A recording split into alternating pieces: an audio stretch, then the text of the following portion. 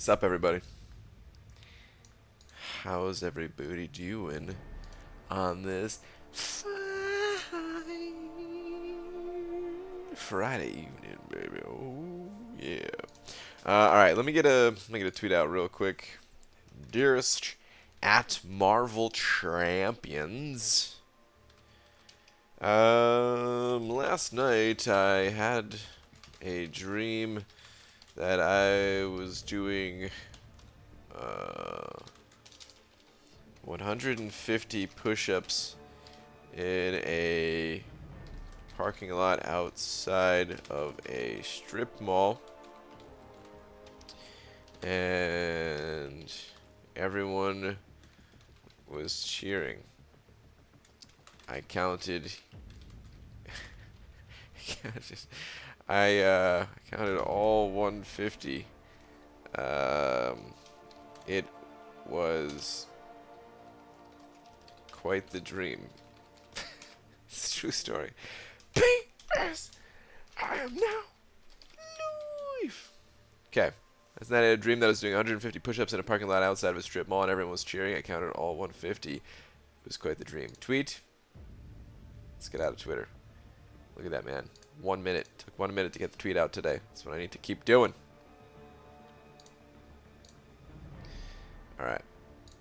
But what's up, everybody? Sim with the first one in here.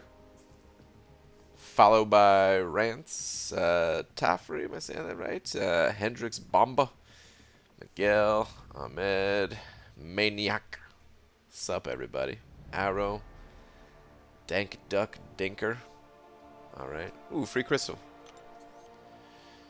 But what up, everybody? How you guys doing? I think pretty much. Actually, hold on. What is the? I know there's level up on right now. Yeah. Which champion is it here?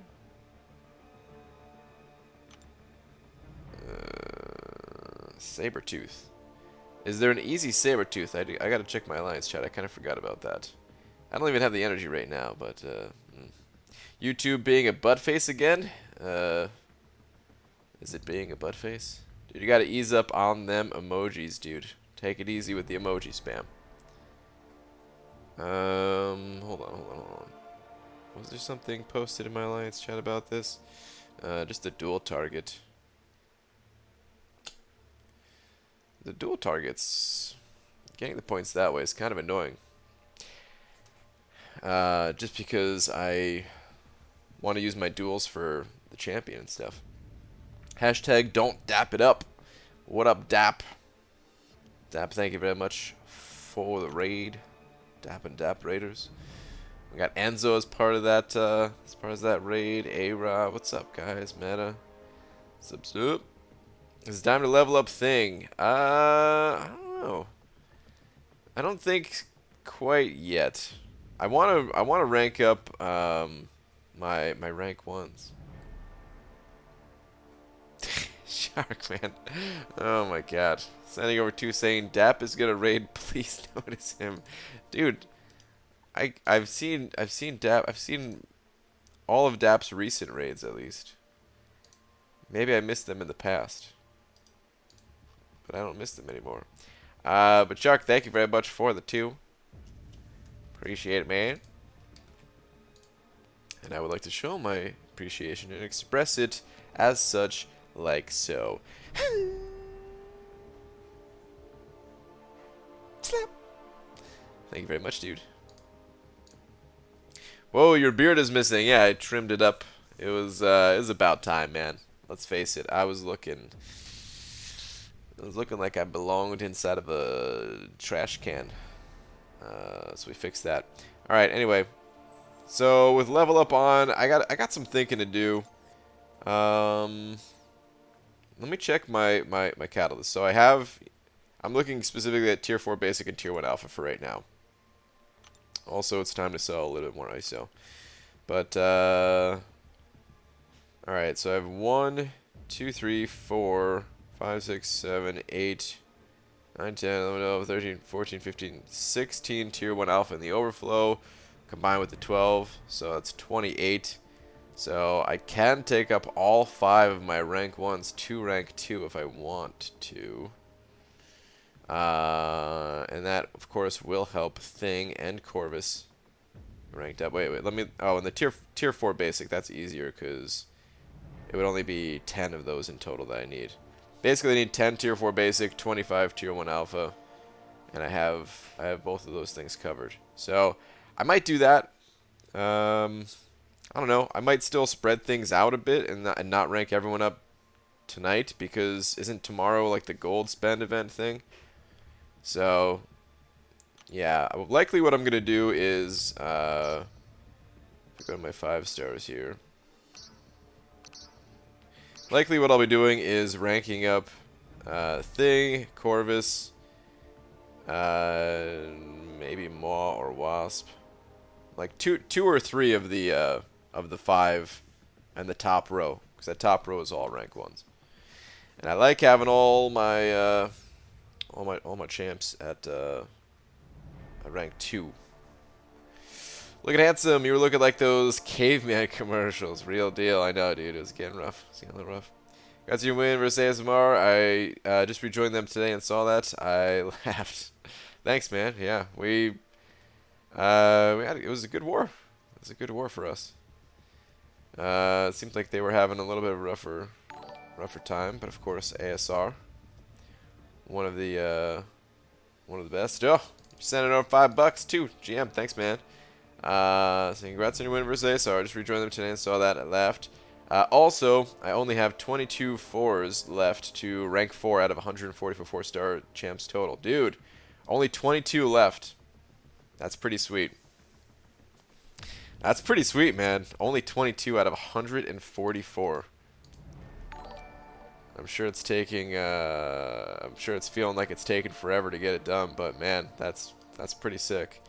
I think, just for comparison's sake, I think my 4 stars, I have about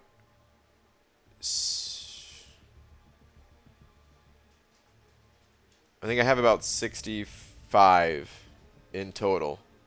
Out of probably roughly the same number, 140, 144, something like that. So yeah.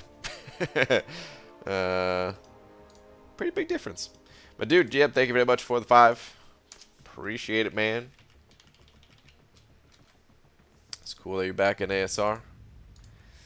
Asmir sent it over 2. Thank you very much, Asmir, saying BG feeling cute might rank someone up. I don't know. Basically, Asmir, yeah, dude. Yuki also sent it over 9 in the Polish bucks. Thank you very much, saying Brian, I'm back. Congrats on recent 5 stars. Yuki, thank you, man. Welcome back. Hope you had an excellent trip, dude. BG, what'd you think of the 4 Loki swag? It's pretty cool, man. I digs it. I like it, I like it. Keep getting new champs and pushing me back more and more. Yeah. I mean, that's always how it goes. You get close, and then, yeah. And then we need special events in order to kind of get extra resources in order to actually make up ground. Do I hear rank 5 Corvus? No, I will not be rank 5 in Corvus. Ever. No, I'm just kidding. He'll get rank 5 eventually, but when it comes to the bigger resources, I have to be a bit more careful. Because I have 4 tier 5 basic right now. And I believe I have enough tier 2 alpha to cover both Thing and Corvus. Only because I have a rank up gem that will save some of the resources for Thing. So put those two, put all this stuff together, and I could rank 5 both like right now. But Ghost is so important.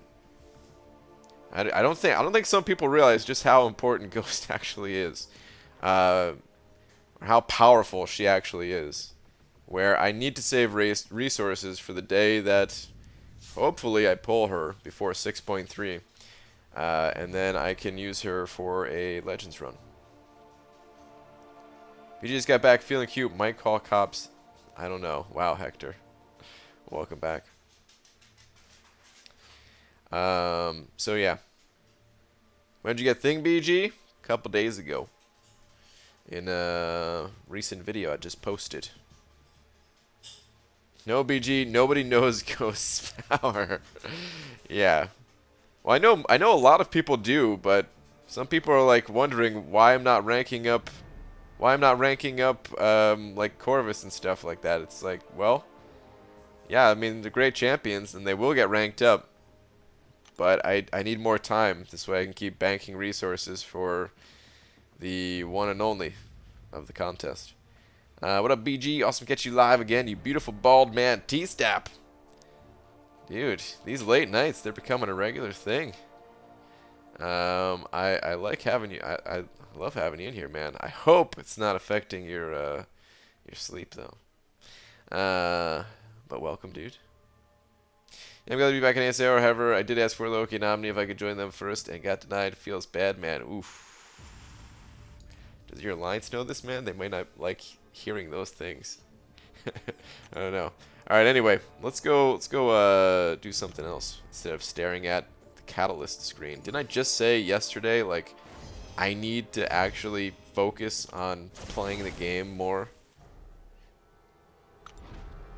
And yet,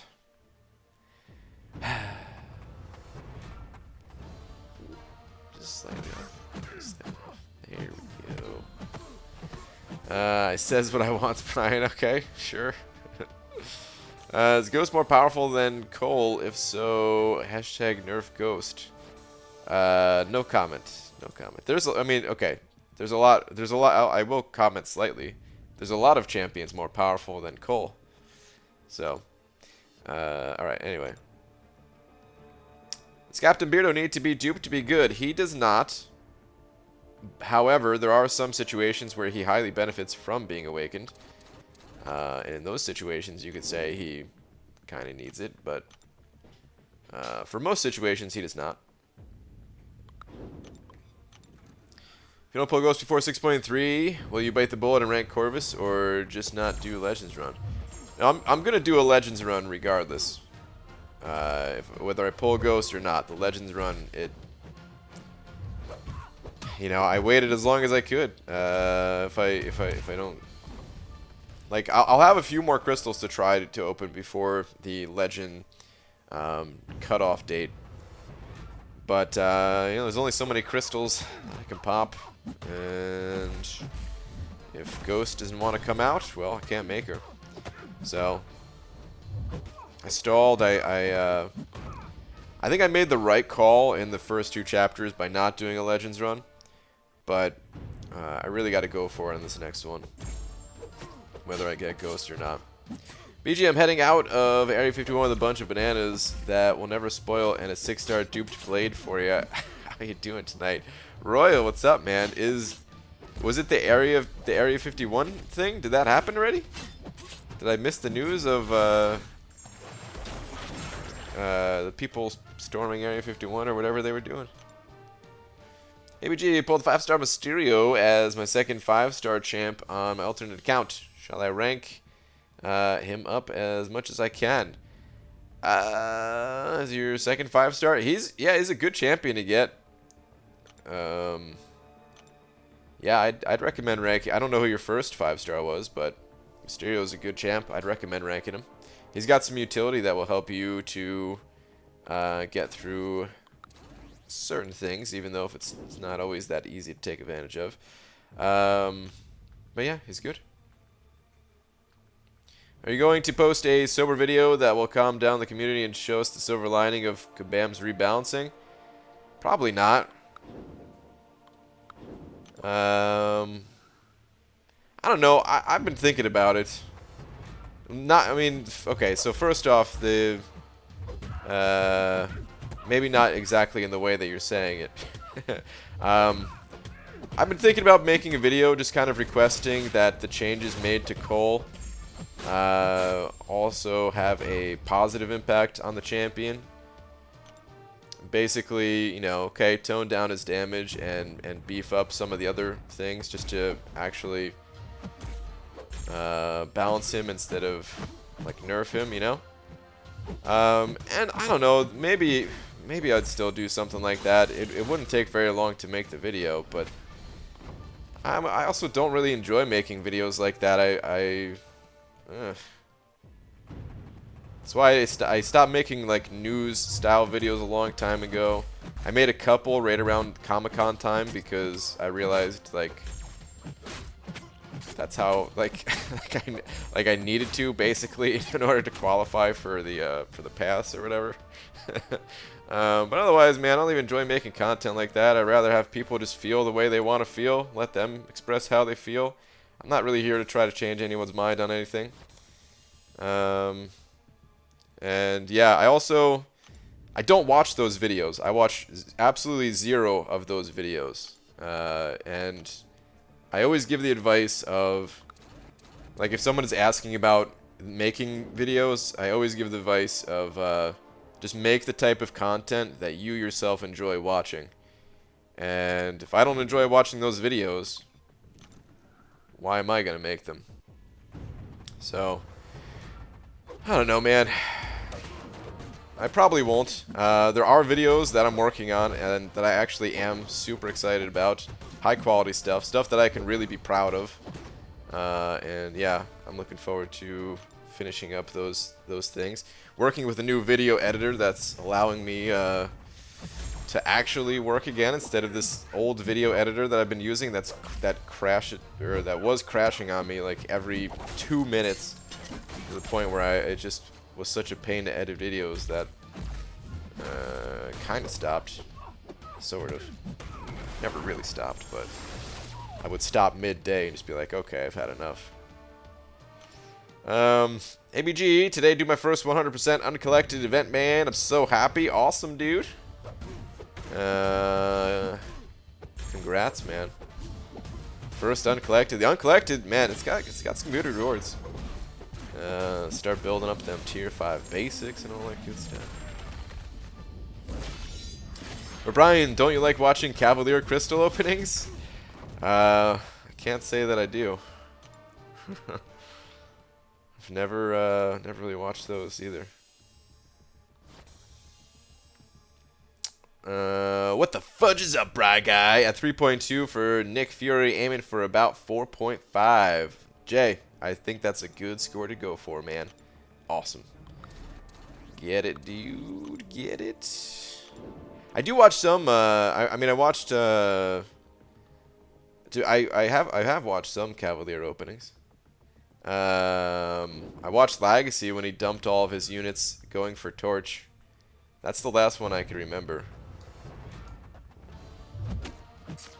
The other ones I do not watch. To me, it's painful watching Cavalier openings at times, man. Like, I don't know. I just think about the units, and I'm just like, yeah. Nah. Isn't there a similarity to 12.0 in the long run? Doesn't the perpetual rebalancing have a benefit that we don't see right now, but we'll appreciate later? I think rebalancing, it's... So, I mean, I talk about this stuff during the live streams, and I'll kind of repeat what I said, like when the news first broke about it. I like balancing. I like games that have balance updates in them. Every single game before MCOC that I've played, every online game anyway, has relatively frequent balance patches.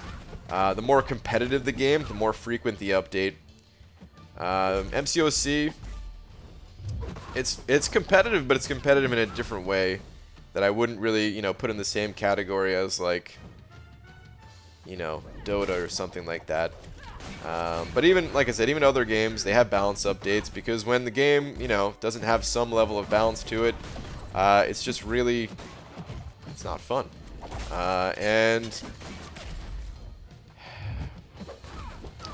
I was almost thinking like, man, Kabam they're really doing the impossible here. Like, I've never seen a company go this long without having some sort of like balance updates for their champions, because no one gets it right on the first try. No one's perfect. No one can release a character, champion, or game mode or anything like that and just boom, it's perfect right away.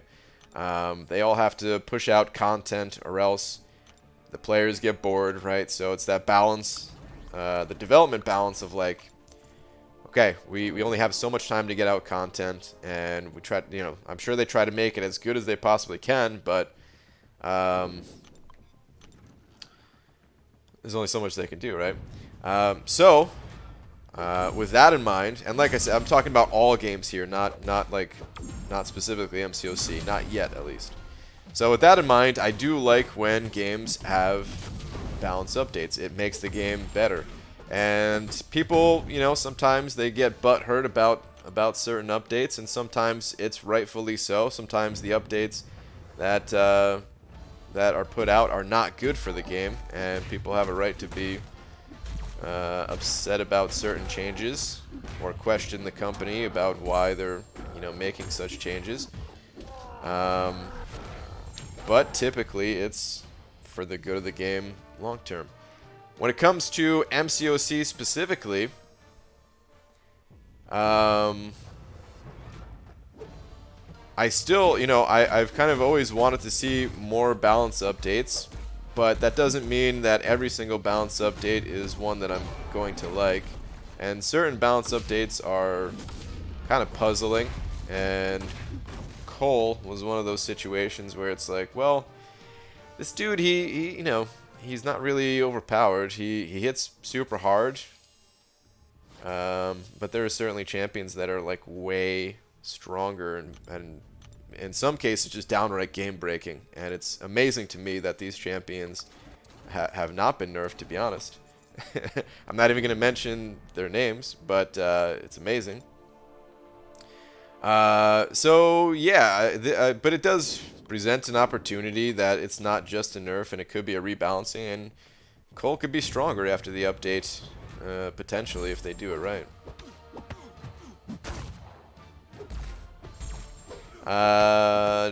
GA Mets sent it over 10. Thank you very much, saying, well, BG, I attempted to start the featured grind, sitting at 15 mil, and realized roster isn't leveled enough. 26s and 62 out of 113 5 stars, ranked 3 and up, and 38 out of 154 stars, ranked 4 and up. I see now why the big grinds are demanding. Dude, they are super demanding, right? Sitting at 15 right now, I think you're saying? Yeah, if you're sitting at 15 right now, it might be a good idea just to chalk this one up to get milestones. I mean, that's all part of it. That's all part of it, is sometimes you got to make those difficult calls of like, maybe this isn't the one, you know? But, you know, I mean, 15 mil, that gives you the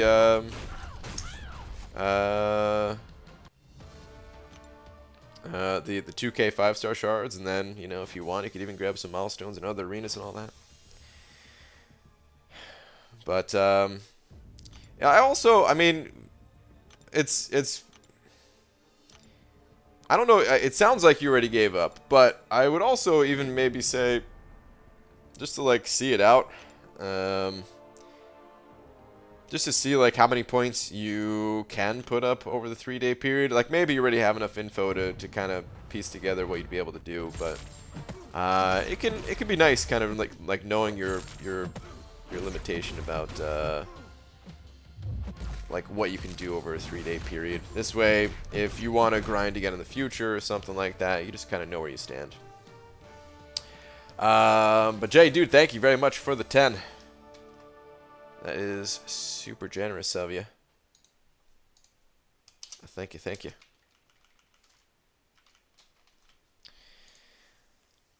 Nerf everything, thanks BG, donated $2. Wow. Saying Kabamba's listening to you, haha. P.S. Happy birthday.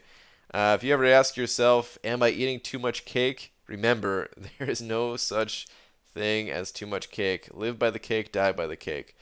Well, truer words have never been spoken by someone I've never ever seen before, and cannot possibly not figure out who this is. Thank you very much for the $2. And Black Seraphim also sending over $2, saying, to lube or not to lube, that is the question. Black Seraphim. Wow. Well, you're going to want to make sure that all of your machinery has the appropriate amounts of lube. Otherwise, you know, it could overheat and too much friction, and it's not good for anybody. any machine. So thank you very much. Hope that answers your question. Appreciate the 2.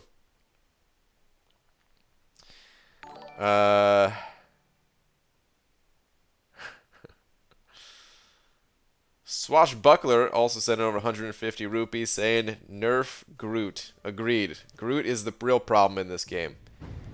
Groot is the biggest problem in this game, for sure.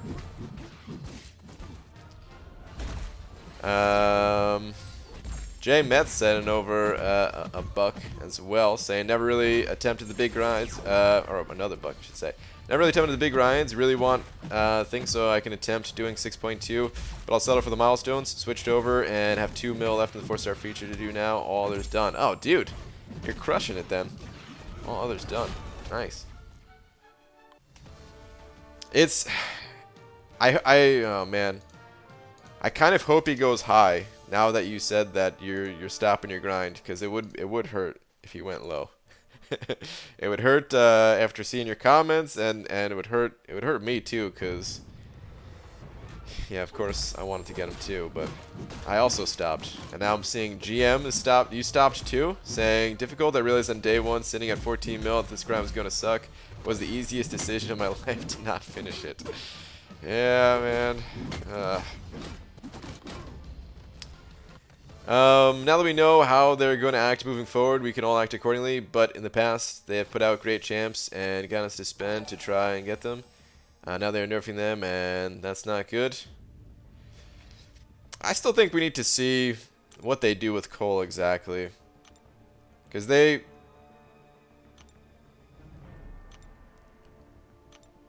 it's unclear based off of the wording of the post whether it's just a nerf or if it is like a rebalancing in some other way. It's hard to tell. I would also I understand how people would interpret it as just a nerf, because if it wasn't just a nerf, then why wouldn't they be more clear that, hey, they're gonna, you know, bring up some of his survival aspects of the champion or something like that. They didn't mention any of that, so it could very well be just a nerf, but I guess I'm just hopeful, man. Which is why there is a slight chance that I would kind of make a video saying, hey, here's what I would do if I was in Kabam's shoes about Cole. But I don't know. Like I said, man, I just don't enjoy making those videos so much. I like talking about it with you guys, but there's something about putting out those videos that it's hard to put in words, man. Like, because there's nothing wrong with those videos, right? There's nothing wrong with those videos at all, and I'm not saying there's anything wrong with those videos, and I want other people to keep making those videos if they feel compelled to make those videos. And what I'm about to say is gonna sound like the opposite of just that, but I promise you, I have no issues with anyone making those videos. What it comes down to is, like, I mean, I never really expected YouTube to be my job, and, like, you know, making content about this game as like a job, but it is. And I want to be, like, proud of the work I do, you know? I want to make something that I can look at and just be like, damn, I kicked ass at like, making this video. Like, all the different elements of it all lined up perfectly. Everything from, like, the background music to what you're seeing on screen. The backstory of some of these characters for one of these videos I'm working on, some of these videos I'm working on. All this stuff, like, I just want it to be something I can be proud of. But just, like, sitting here in my room and just kind of rambling on for 10 or 15 minutes about a subject, like I said, there's nothing wrong with it, but at the same time, I can't look back on it and be like, damn, I really did an awesome job there. Like, it's just, it's not like a fulfilling thing, you know what I mean? But anyway, the collector sent it over a buck. Thank you very much, saying, see what has happened to my contest since my fall. Overly powerful champions, random nerfs, rampant miscommunication, hashtag collector for ruler of contest 2020. Wow. Yeah, let's bring back the collector. I like the collector. Thank you for the buck, collector.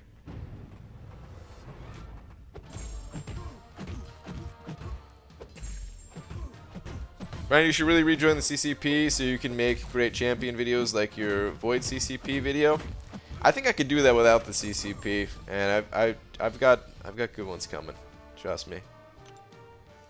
It's taking a little bit longer because again I'm having to like go through some of the learning pains of this new software. Plus, okay, I'm not at the level of like Dave effects and stuff like that. I'm on like Dave is on like level, I don't know, level 10. I'm on like level 1.5.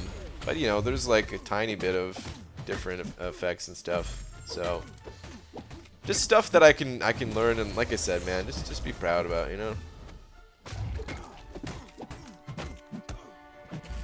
So you don't feel good about talking about map 7 links and helping make a change? I can't look back on that video and be super proud of it. No. I think you're trying to spin it a little bit of what I'm saying. I don't know if it's intentional that you're trying to do that or if it's just coming across that way. But what I'm talking about is something different. I'm not talking about trying to make a change for the game. I'm talking about just trying to be like proud of something that I can make, you know? Just something creative. There's nothing creative in just, yeah, saying the links are too much. I could easily, so here's the other thing, like, I mean, I guess I don't do it as much anymore. I used to all the time. I feel like I don't really talk to Kabam anymore. But I used to message them all the time and just be like, hey, this is kind of messed up. You guys should really rethink this, you know? Because you could make something, you could put something in a video, or like, okay, let me back up a little bit more actually. So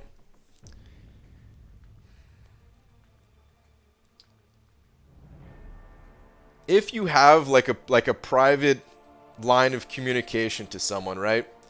For example, Hector. I have his info, right? I can PM Hector anytime I want. He can PM me anytime that he wants. And if I think that Hector like messed up, like I wouldn't make a video about Hector messing up. You know what I mean? I would just tell Hector like, dude, man, your last video, super racist. Like, no, of course it wasn't. But you know what I mean, right? Like, if something like that went out, I wouldn't be like, oh, let me sit here and make my video about Kabam or about Hector being being super racist. I'm sorry, that was a bad example. Now I feel bad about saying Hector's super racist when obviously he wasn't. This is just an example. But the point is, in the past at least, I could have just PM'd Kabam and said, hey, the Sentinels in map 5, they're a little too much, or something like that, you know? And I don't really do that anymore, to be honest. Like, I haven't really done that in a very long time. But I still can do that, and I still can just send them a message and be like, hey, here's what I think about the Cole stuff. Just, you know, make a few of these changes or something, you know? To just better the champion. And then just go about my day. Because making like it really doesn't take very long to make videos, but it still takes longer than just writing something down real quick and sending it across. And just that. And it's not like it's not like I'd be trying to hide my feelings and not express them publicly, because I talk about it every night during the live streams. Like, we're literally here every single night, even the first day during the day stream when the stuff was announced. So I never try to hide anything, but Like, I can separate making videos of like trying to just make stuff that I'm happy to make and proud of to make and stuff like that, from like feedback about something, right? Like feedback, it doesn't have to just be in video form.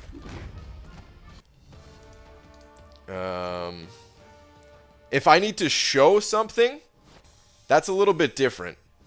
So if I need to make a video to, like, for the map 7 links to explain, like, hey, each time I go across this node right here, I have to wait for 10 different links and stuff like that. But I don't have anything to show about Cole. If I, like, if I could, you know, if I had a high-level Cole and could show, like, dude, this guy just does not survive in Alliance War or Alliance Quest or regular quest or something like that, like, please buff his sustainability. That'd be different.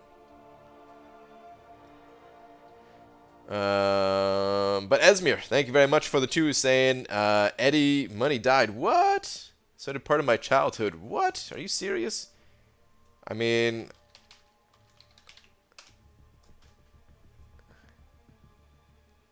oh wait.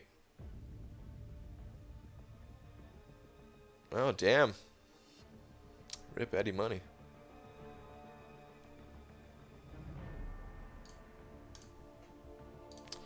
Well, Esmir, thank you very much for the 2, although comes with that sad news. But thank you very much. What's up, Les Sarnian? Hey, BG, how's this for an idea? I want to start creating and selling action figures based around father figures. First edition, Deadbeat Dad, and it'll be just an empty box. Dude, I feel like that's a genius idea, and I want to know how we can get the ball rolling on this idea. Like, do we need to get investors? What do we need to do? How do we get this box made?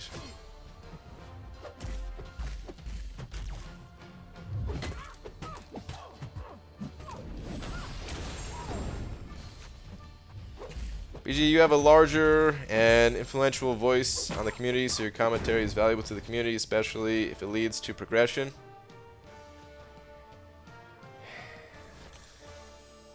Yeah, maybe. I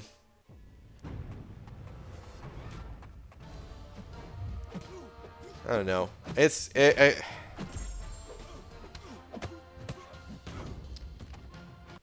I don't always feel the same way that the majority of the people feel, though, is part of it too. You know, like half of the stuff. So okay, I'll back up here again. I used to watch some videos about people and how they like wanted to see the game move going forward and stuff like that, because I wanted to get that perspective of how everyone else views the game and what they think would be good changes and stuff like that. I don't want to, you know, I didn't want to just be in my own little bubble of, well, I'm having fun here and that's all that matters. So I would watch tons of videos. People that don't even make videos anymore that I'm still subscribed to, that I used to watch their videos about how they felt about the game. And I felt differently than I would say most people. And I don't know if it's just because, I don't know, man, just because I look at video games differently, or maybe my past history with games, where I know some people, I mean, I don't even know if that's true, because some people do have like a long history of gaming, and they still seem to have very different opinions than my own. But basically, like, whenever I put out a video, I don't know, man. Dude, I want to be invincible. That's what I want. I want to be invincible. I made the mistake of early on opening up my mouth and giving my opinion, dude, like, I just want to play the game and have fun, really, at the end of the day. And I don't know, man. Like I said, make content that I can be proud of and all that. Like,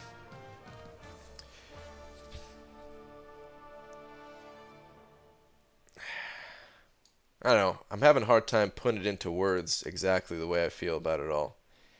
Um, but anyway, King Kevin MCOC sending over 3 of them Canadian bucks. Thank you very much. Saying, hey BG, did Medusa get nerfed? If so, how? I think she's bugged at the moment. Hang on one sec, guys.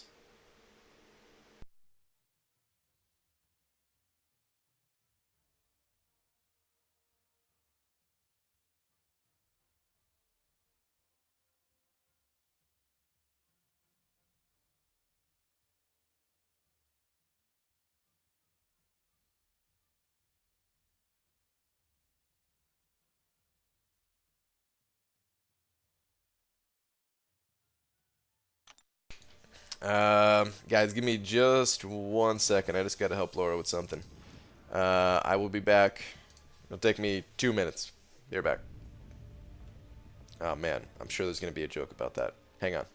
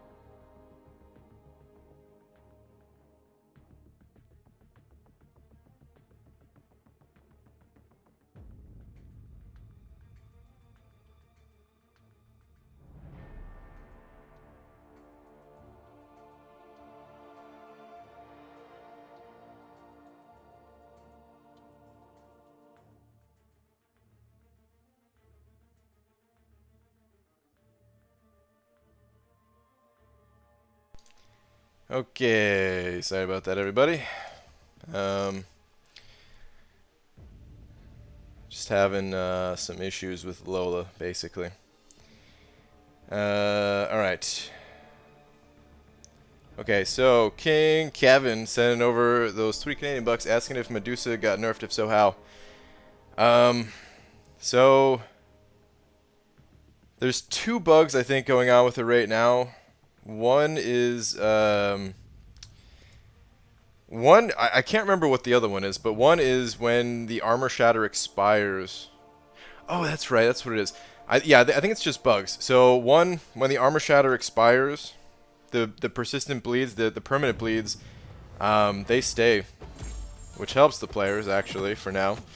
And then there's another bug with it where I think it's not reducing the robot's power gain or something like that. I can't remember exactly what it is, but I'm pretty sure it's just bugs. If I'm wrong on that, somebody please correct me. But I don't think they're actually changing the way Medusa works, and I think it's just because they added a different character with armor shatter, and maybe, you know, making some tweaks to it and stuff like that. You know what? Let me go look at that post again though, because they talked about armor shatter once, right? I never really fully read the whole post.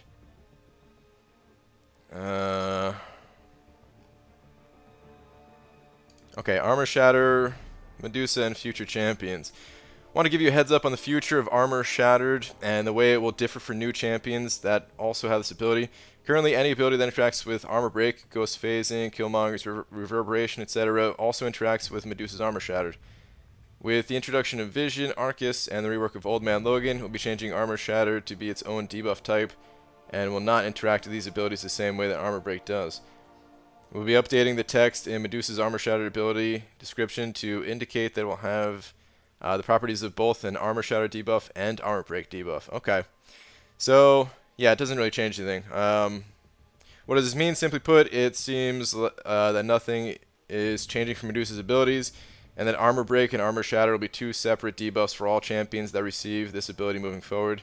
This is currently the only Armor Break immune champion. Our Thing is currently the only Armor Break immune champion.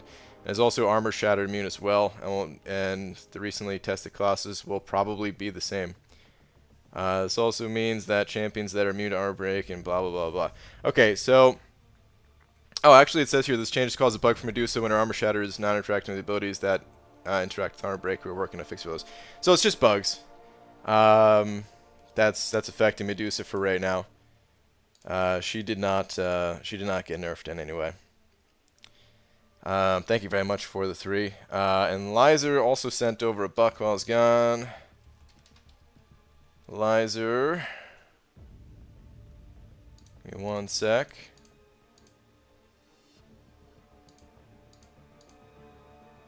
I agree, John. That's totally fair. Was there a different one?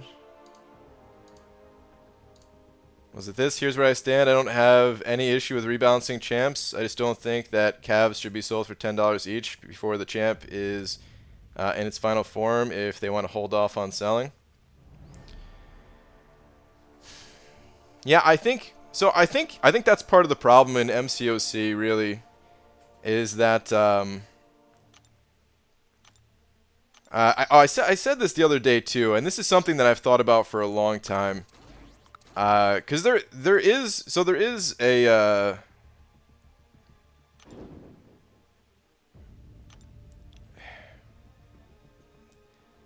series that I almost started up, and I kind of, you know,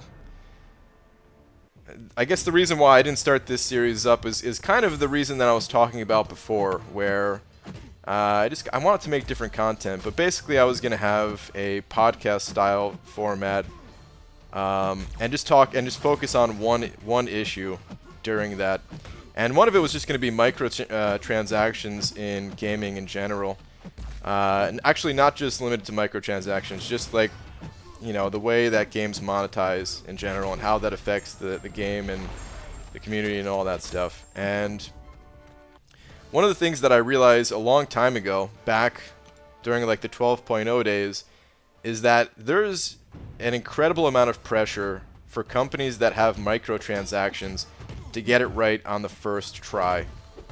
Because if it's not right on the first try, then I mean you're selling lies at the end of the day, you know. And it's, you know, it's not.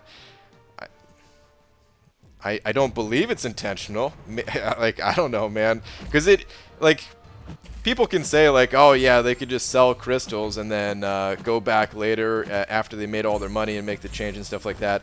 And they could do that, and that would work like one time, or maybe very infrequently.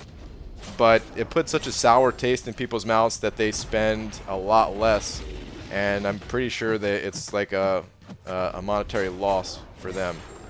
So just for, like, for the health of the game, for the overall community's happiness, and for the longevity of the company and stuff like that, it's really important that they nail it on the first try, which is freaking tough, man, because there's games that they don't have microtransactions, and there's updates all the time, and it's fine because people, they didn't really pay for something specific in a game for that to have been changed. You know, they paid for the entire game as a whole, and if something is messed up with part of the game, it gets fixed or, you know, adjusted or whatever, and it's, you know, it just feels like there's less pressure. And with Cav crystals being so expensive, $10 a pop, even though you could get them with units, but, you know, most people, I would say, are spending money if they're buying Cav crystal. If they're getting Cav crystals, probably spending money. And for $10 a pop to only have such a low chance to get what they want, so they have to pop open many of these $10 crystals. You're right. It does. It is. It's rough, man. It's just, it's not good for anybody, really.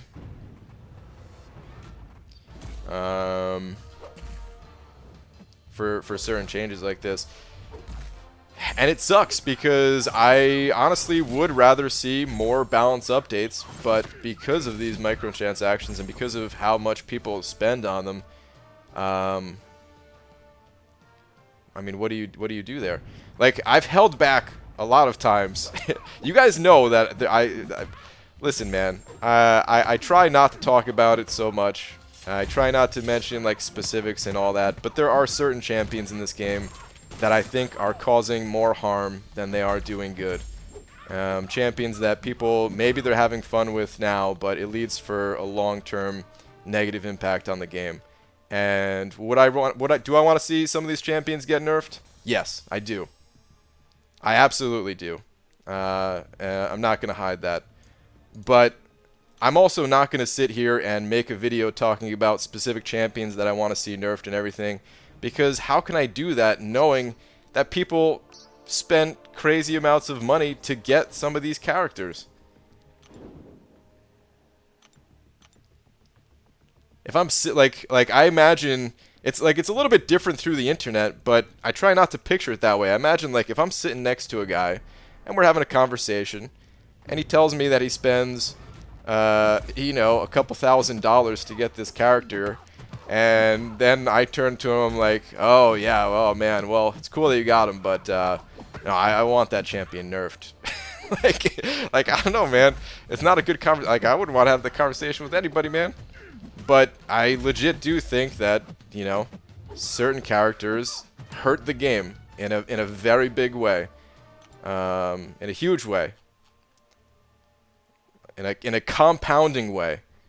It impacts the way that content is it impacts the way that content is made. It impacts how bored people get if every champion released after certain OP champions just doesn't live up and it is uninteresting because of it, and you know.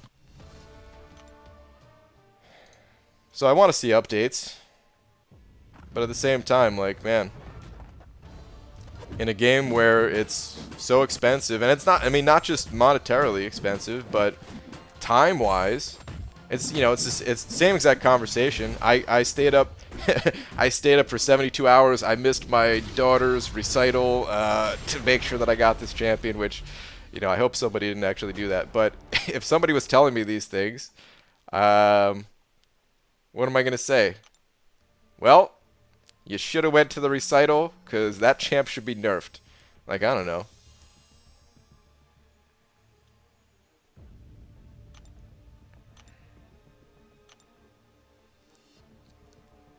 So,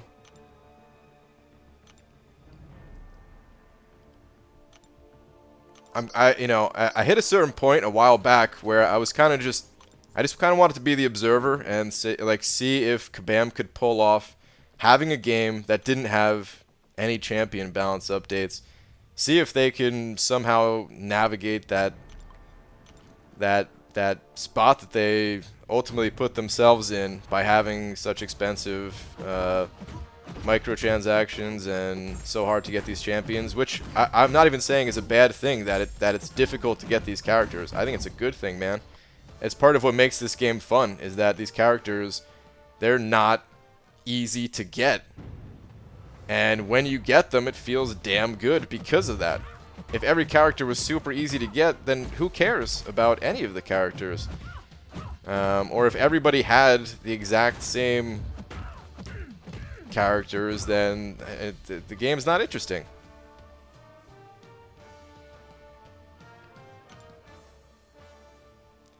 But like I also said, it also depends on the update. You know what I mean? So certain updates are going to be good, certain updates are going to be bad. I don't agree with every update that happens, just because I would want to see certain balance updates happen. I guess I'll go to a past example with Scarlet Witch. Yeah, I wanted to see Scarlet Witch get nerfed. Absolutely. Scarlet Witch was dumb. She made the game less interesting by existing. Every other champion was effectively nerfed because of her existence. Once the queen fell, suddenly we had more options. Kabam had more freedom to make characters that were cool and interesting and get people excited about the game again. You could argue that people lost excitement for 12.0, and you'd be right, but in the long run, like, how much longer were they going to keep going of just, well, all I do is tap my screen 5 times with Scarlet Witch and the enemy is stun locked and I have infinite healing and their power is drained and I use her for every piece of content in the entire game for all of eternity. How long is the game going to keep going like that? People would have just gotten bored, quit, been done.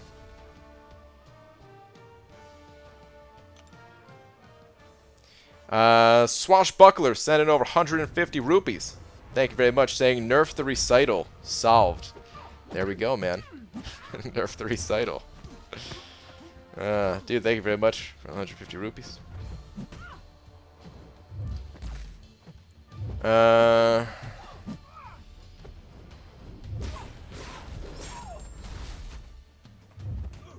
So BG, my coworker just asked if I could help her with some documents. I said I was working on a huge project while she watched me type this comment in chat.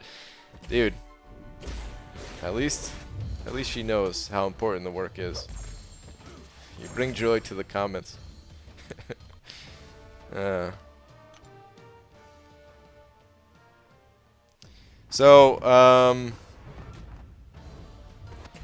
guess that's another reason, by the way. If we're adding more reasons to the reasons why I don't enjoy making videos of like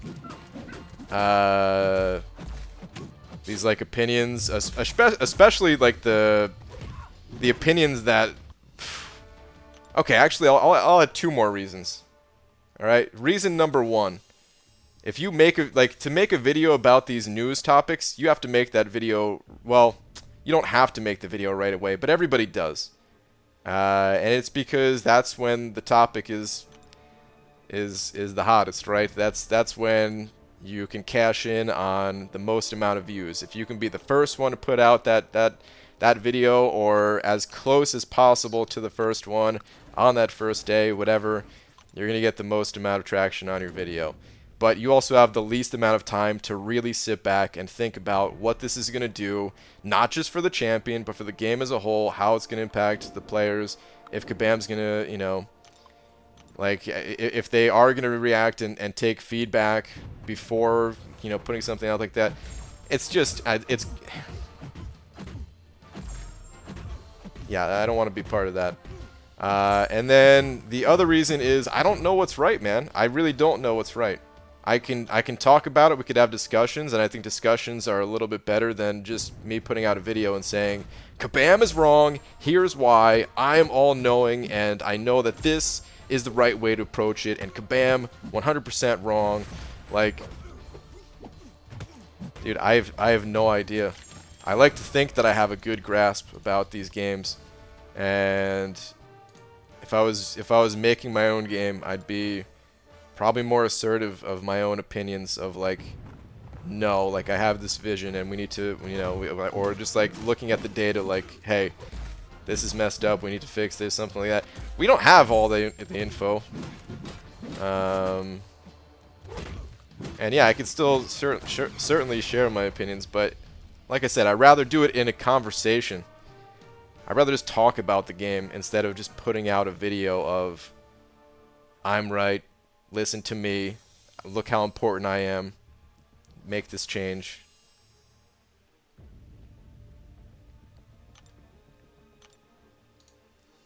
Anyway.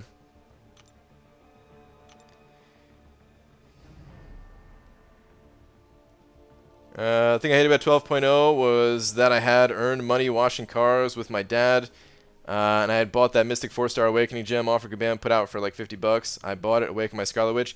That was messed up. Yeah, that was pretty messed up that they did that. I 100% agree that they should not have done that. Like Kabam, I feel like they used to do shady stuff like that. I feel like they used to do shady stuff like that. Like, I don't want to say a ton, but they definitely did shady stuff like that a decent amount. And I do feel like they've stepped away from that. Some things I think can still be perceived as shady, for sure.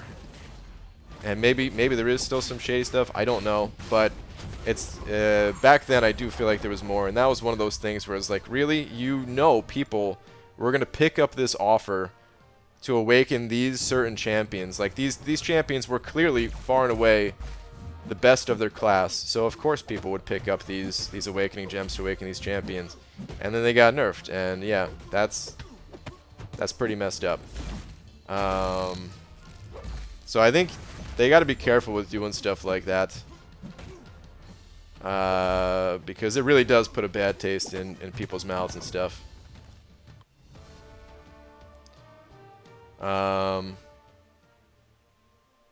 That's why, like, the whole 12.0 thing, it was, there's a lot of mixed feelings, because there were some things like that I agree were totally messed up, and then of course, you know, there was tons of bugs and stuff like that in the update, which sucked. But I do think that there was still, I still say there was a lot of good in that update. They've went back on some of the things that they've changed, which is unfortunate.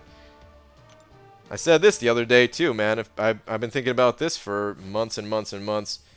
You know, back in 12.0, they completely changed the shape of the game in order to, I feel like, prevent certain game-breaking things from happening again, like the 100% block proficiency thing. They prevented an absolute, right? Absolutes, they're in some ways they're good, but in a lot of ways they're not good for the game. And you know, they added these diminishing returns. They made it so that champions cannot get 100% just damage reduction on block. And then they go back, you know, they tone down and make sure that you can't get too high levels of crit and stuff like that. And then they come out and release champions that have 100% crit chance, or ways to 100% not take any damage. Tons of immunities to things where it's not just resistances or anything like that. It's just straight immune. You cannot be nullified and stuff like that. You know, it's like, man, you know, on one hand, I get it, man. I think we all like when we can rely on skills, when we know it's gonna work, and it's guaranteed to work that way. There is no roll of the dice of if an ability is going to work or not. But man, it's damaging as hell to the game. Like, how do you look at a different character that has like just the resistance, like to some, I don't know, like a resistance to an element, which I think would be a fair ability. Like, that's kind of what I want for Cole. I want him to have high resistances things. High physical resistance, bleed resistance. Because, like, if you look at his skin looks thick as hell. So, instead of giving him full-on immunities, I think it would be good to give him high physical resistance, high poison resistance, high bleed resistance, stuff like that.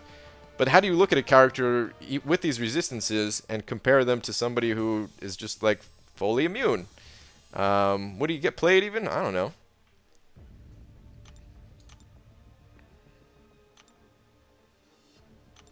These absolutes that they, you know, turn the game on its head to get rid of, they just brought them right on back.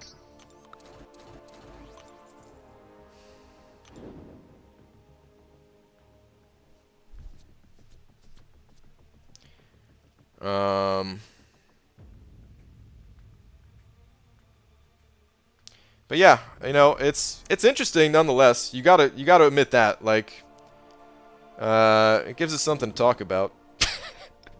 At the end of the day, like, that's one of the reasons why I like these online games that always change and evolve. It gives you something to talk about at the very least. You know, it keeps things from being boring, which I think ultimately is the goal of these online, persistently, you know, changing games, whatever you want to call them. They did ruin Doctor Strange though. Swaggy Spoadster. They definitely messed up Doctor Strange. Other adjustments paid off and were fine, but Doctor Strange took it hard. I'd even say Black Widow was hit too hard. Yeah, she was. So, ooh, okay, Black Widow is the perfect example. I'm glad you brought up Black Widow. But hold on, let me read the rest of your comment. I even say Black Widow was hit too hard looking at similar champs that come out today. Okay, so Black Widow is an example of if they give the same treatment to Cole that they did to Black Widow, where it was just... Because they didn't give her anything, man. Like, she was only overpowered in one way. It was pretty stupid. It was actually pretty dumb. And like I said, it was an absolute. You were guaranteed to shut down the enemy's defensive ability just for joining the fight. You didn't have to do anything. You didn't have to keep up a combo. You didn't have to activate it for a certain time after your special. None of this stuff. It was just the enemy does not have defensive abilities. So why would you play a character that only has a limited window of shutting down defensive abilities? It killed any kind of creativity for future characters. So they took that ability away. Fine. Healthy for the game, I would say. But they didn't give her anything else in return. They gave her nothing. In fact, it was a double or even triple nerf to her because they also messed up the skill talent or mastery, whatever, where it, you know, pure skill, I think that's the name of it, where that no longer brought enemies' armors into the negatives, and as a result, that cut her damage, and also the diminishing returns on crit damage. That hurt her as well. So, I mean, those things were just the side effects of the diminishing returns, which, man, I think a lot of champions got hit with that. So, I don't know. Maybe that was just not easy to predict how it was going to go. Maybe that's a forgivable offense or something like that. I don't even know if I should say that. They probably could have worked it out if they spent more time in the following months. Anyway, I can understand it a little bit more at least. Maybe forgivable is the wrong word, but I can understand it a little more. But when you take a character's main ability away from them, you should give them something else in return just to balance them out, just to make sure that they're not garbage afterwards. And it turns out she was garbage. I actually thought, after the Black Widow nerf, I actually thought that Black Widow was still good for a period of time. And that's because I used her against Spider-Man in Map 6. We had just started doing Map 6 at the time. There was a Spider-Man mini-boss that was a real pain in the ass. And of course, Black Widow had the extra 15% defensive ability reduction against Science Champions. And I'm thinking to myself, oh, Black Widow's still good. And then I tried to use her against the... what's the name of that node? Spiked Armor. There was a Spiked Armor node in 5.3. And I tried using Black Widow there. And she hit for nothing. She hit for nothing, man. And because she was hitting for nothing, yeah, she reduced the chances of the enemy reflecting damage upon her. The defensive ability accuracy, it was still there. But because she hit for nothing, she ended up taking so much damage that she couldn't even survive 2 fights. She could get through 1 fight, and then she was at like 30% health or something. And it was garbage. That was the day that I like like I felt bad because people they were asking me like, "Oh, should I rank down my Black Widow or is she still good?" And you know, like I said, I used her in map 6 and I'm thinking, "No, she's still good." I still wish that they buffed her, and I still remember talking about that at the time too, but I was like, she's still good. And then, you know, this is like post rank down ticket time where, you know, 5.3, we're talking a couple months later or whatever. And I'm like, oh god, Black Widow, she sucks.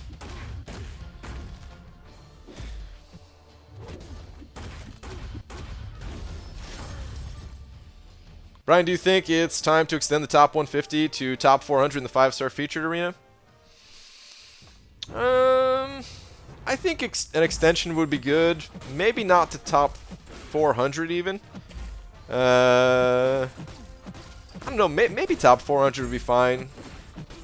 But change is scary. I would say start with like 250 maybe. I don't know, dude. I really do like the exclusivity of new characters, man. I like it a lot. I like it a lot. And I think that, you know, the way that the featured crystal is set up, where people can kind of predict ahead of time still, and, you know, they can't target one specific champion, but they can still have a decent chance if they wanted, some of the newer champions. I like it. And,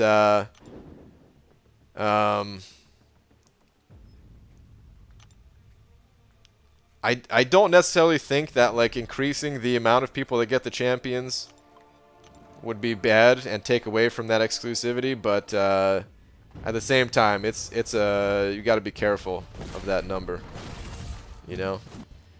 And again, you know, people might be thinking of like, oh man, so you want all the champions and you don't want anybody to have it when I say exclusivity, but man, there's a lot of champions that I do not have, a lot of champions that I do not grind for.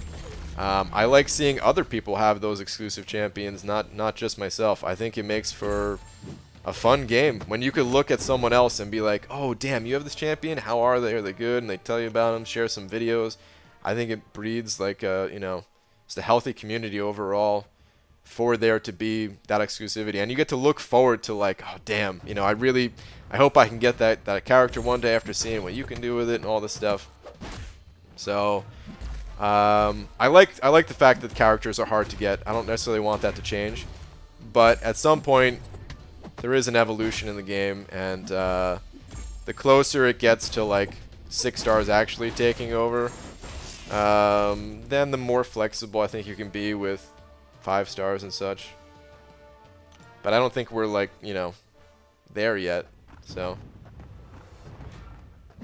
remember the armor breaks being so good for Iron Fist? He got used for Legends runs, then 12.0 happened and nerfed him right into the ground with submission returns. Yeah. There was a bunch of champions that really got hit pretty hard with that. Hood is always the one that I think of the most, because I liked Hood before 12.0, and he got the double nerf too, man. He got nerfed. In my opinion, Hood's coolest thing was that he had extra, geez, it's been so long now, but I think it's that he had extra crit damage rating when he was invisible. And back then, every single character could crit through the enemy's block. It wasn't just a special ability. And I even liked that they got rid of that, because it was making the damage coming in when you were blocking, it made it more unpredictable, and it didn't really make a whole lot of sense for every champion to have it. So I like that it was changed, but as another example of they should have given Hood something more, because he had that extra crit damage when invisible, and he could attack into your block and actually be hitting super hard into your block. We're talking about a 4-star hitting for like over 2,000 into someone's block, like 2,500 damage into the enemy's block. And back then, that was a lot of damage. And the fact that you're not feeding the enemy power during that time was awesome. And then when you add that into Hood's other abilities, and it seemed like Hood was it felt like a good character. It was like a complete character. But with that change, you can no longer crit into block at all, and then the increased crit damage rating, that basically got brought down a little bit with the diminishing returns, and it's kind of unfortunate for him. Brian, with the introduction of calves, are you sure we're not there yet? I'm pretty sure. I mean, some people are. If you buy a lot of calves, you might already be there. But talking about like the game as a whole, yeah, I don't think we're there. I think 5 stars are still the better characters to invest resources into 99% of the time. They're just better for the most part. You can get sig stones for them more easily, which most characters rely on high sig levels. Duping a 6-star is, well, duping the right 6-star is pretty damn hard. They cost a lot of extra resources, which only the top people really have those extra resources. So, Brian, say hello. Substar. Had drinks. Yes. Oh, jeez, no. Word is lorikeet. Ooh, that's a bird. That is the sister of a parakeet, and her name is Lori. That's my actual answer. ABG, have you posted your thoughts on the new Vision Arcus? I just got a 5-star. I'm super impressed. I have not. I actually haven't even fought him in any meaningful content. I've only been auto fighting through heroic for now. But I really haven't seen much of Arcus yet. And eventually I'll get him and we'll do the testing and stuff like that. But he seems pretty cool. He doesn't seem like super like crazy in any certain way, but he seems like a cool character, and I'd like to get him. I like the one synergy that he has for Metal Champs. I think that one's really cool. Then he's got a full 5-star from Arena Milestones in the basic arena. OP. Wait, what?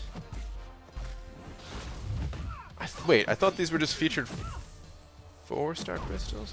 Or does that have that one crystal with like the 0.1% chance or something? Crazy, man. Well, congrats.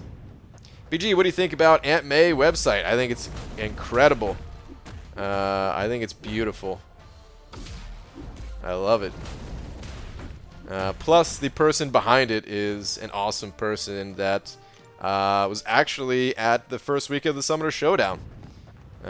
So we've talked a bunch privately over the years, and it was cool to get to hang out with him and talk in person and stuff. Lorikeet, noun, any of numerous small arboreal, chiefly Australasian parrots? What in the world?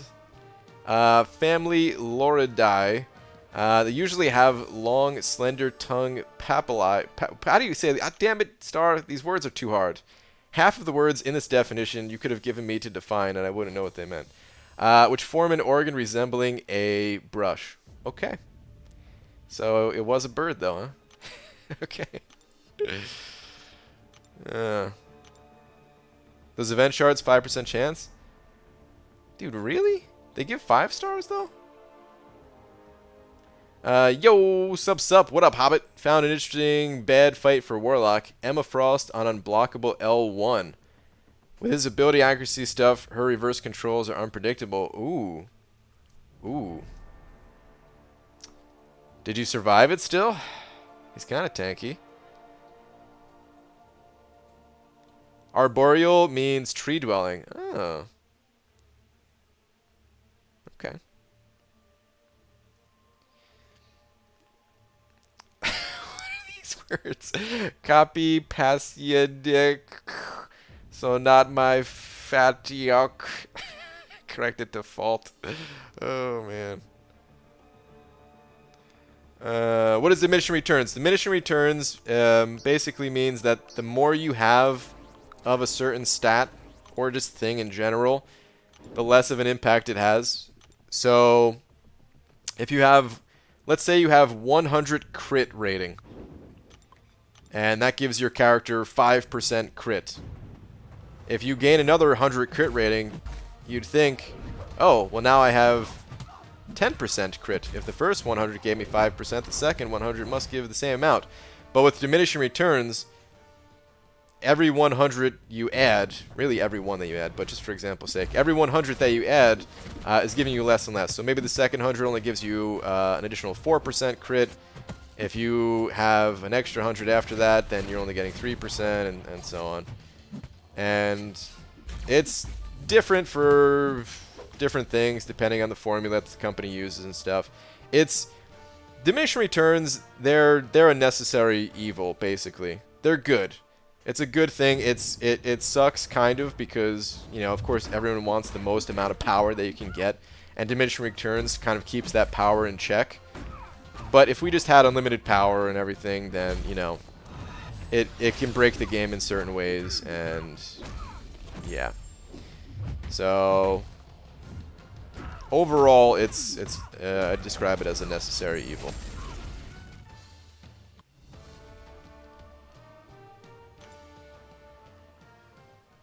EG, speaking of 5s, a 565 5-star also gains power faster than a rank 2 6-star. I saw that. Very interesting. I didn't know that. I remember people showing me videos of, like, Corvuses gaining more power as a 5-star than a 6-star, but I guess that explains it. Commanders confirmed today that the higher the rank, the more power they gain. Yeah. Pretty interesting. Yeah, add one more reason to why 5 stars, for the most part, like I said, it's not every situation. The 6 stars, they do have higher stats and stuff, but for the most part, I really enjoy investing my resources into 5 stars, and that's not going to change too soon here. You know, we're getting to the point where it is getting closer and closer to me starting to care more about 6 stars, but I would say I'm not really there yet. The only reason I care about 6 stars right now is 1, the arena, and 2, because they're fun to play. You don't have to invest any resources, and they're as powerful as a 455. That's pretty awesome. Oh, and I guess the gates too, but I'm almost done with the 6-star gates. I only have 1 gate left, and I already have the chance. That gate's easy. The final 6-star gate, they just have 1 stars in there.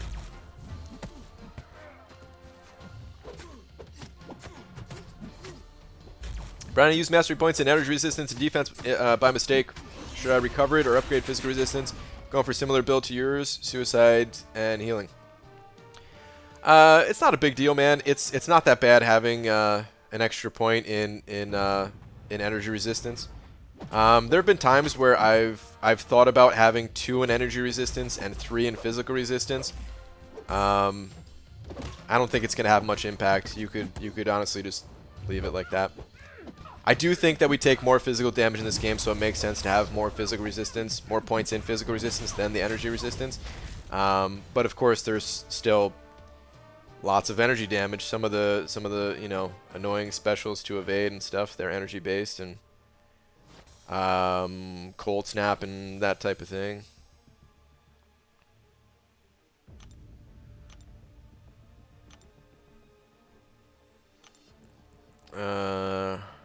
PG, thoughts on Saberman? I know he has damage, but would he be worth resources? Just duped the 5-star from that super low odds 5-star dropped by the Golden Age Crystal. Nice, man. Congrats. I think Saberman's cool. I consider him more of a defender and synergy partner than anything. He can hit hard when built up. But to be honest, I find it to be kind of an annoying build-up because it's not one that lasts the entire quest. It's one that, you know, you have a certain limited number of fights to use it in, and it does take multiple fights to build up, and even after he's fully built up, he's still not as impressive as some of the champions that require no build up. So yeah, I kind of consider him as like a good backup for Omega Red and a good defender. Some people have had good success using him offensively, so you might want to get someone else's opinion on this too, someone that does use him more. Find out the limitations that they've come across and where he's really good and stuff like that from them. But that's kind of just my opinion on the champion. I do think it's cool that you got him awakened though, man, especially in the manner that you did. Don't forget, Domino crit fail is energy. Is it? Okay. Cool. I actually don't know if I ever considered her crit fail damage as something like that. I could have maxed out Serum Science maybe back in the day when I was seeing her all the time using my Void. Maybe that would have helped. Then again, maybe it wouldn't have, because if she got to an L3, I was just toast no matter what. Get that crit bleed on myself, and there's nothing I could do. Also, I never realized till I was looking at job postings near me that Epic Games HQ is in my hometown. Are they really? I guess I never really knew where they were based out of either. Interesting. That's cool.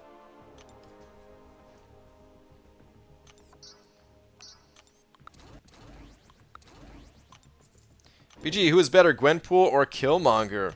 I think they're just different. I think they're both good champions. Gwenpool,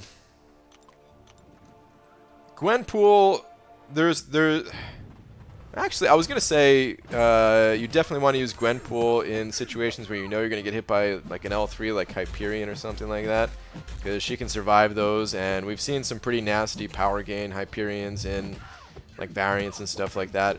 But I mean, Killmonger, he has indestructible charges too, right? He could probably handle it too. Yeah, I don't know. I don't think I can necessarily say one is better than the other, because they do have different abilities. But I can tell you that I personally would rather have a high-level Killmonger. I think I might have a little bit of bias, though, just because of the Killmonger synergy with Void. In my opinion, that synergy is crazy powerful. My Act 6 streams, I would have gotten through content, not all content, but certain paths, certain quests just in general, way easier if I had that synergy to go with my Void.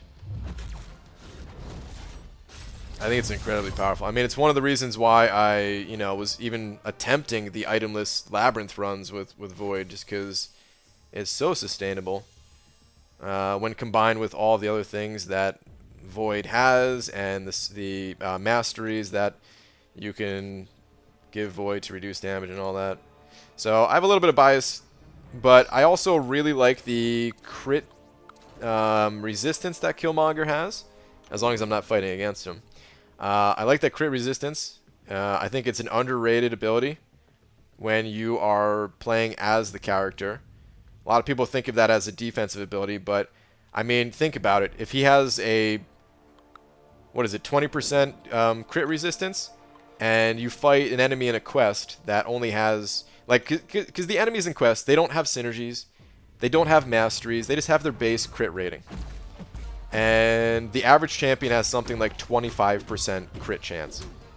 And if you're taking that down to 5% only, or in some cases removing a character's ability to crit at all, period, that's incredibly powerful. You slip up, and as long as you're not, getting crit, the damage usually is manageable. It's when those crits start coming in, when the enemies have, 250% multipliers on them and everything, where that damage, and it pierces through your armor. Because that's the other part of being crit too. It's not just that it increases the damage of that individual hit. It's also reducing your defensive stats, your armor, your physical resistance, on top of being a multiplier for whatever damage is coming out. So it's like in a way, critical hits, they're like, they have like double multipliers on them. type of thing.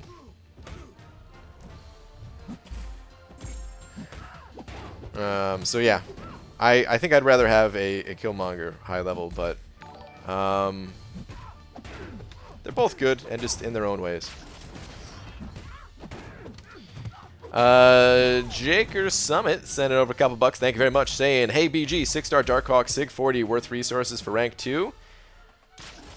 In my opinion, no. I would not rank 2 him. If you had a very specific need, then maybe.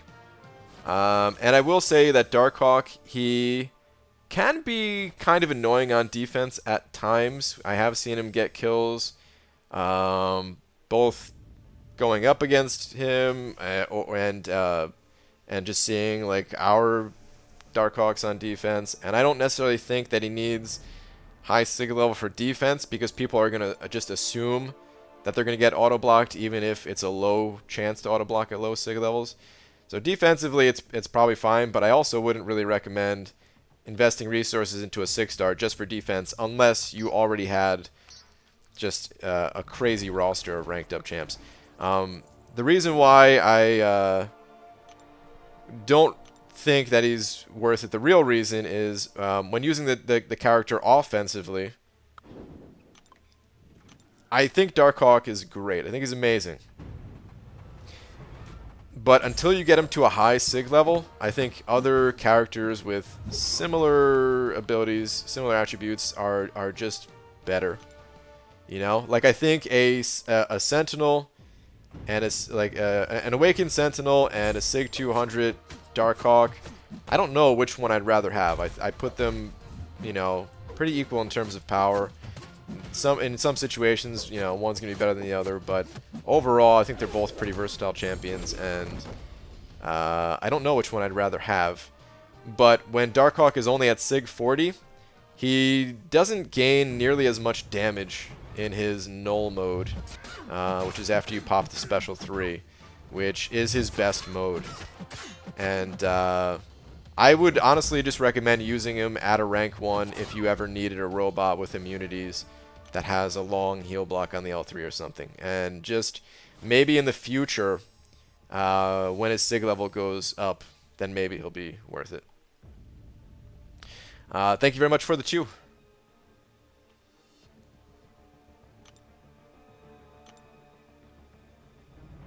Never really rank up for defense?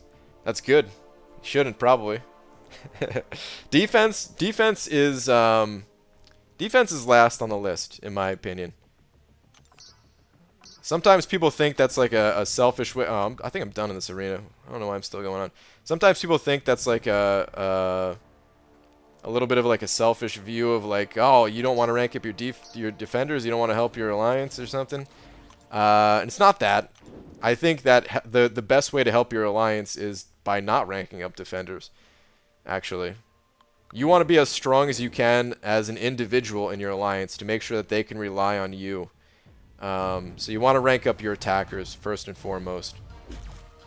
No matter how good a defender is, if you know the opponent can one-shot them, and they're not always going to one-shot them. So defense is still important. It's certainly still important, and can win wars and all that. So I'm not saying completely ignore it.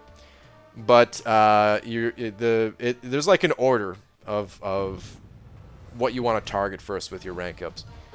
You want to make sure you're reliable in Alliance Quest, because that is something that you want to 100% clear all the time. You want to try your best to make sure that you're as reliable as possible in Alliance War offensively.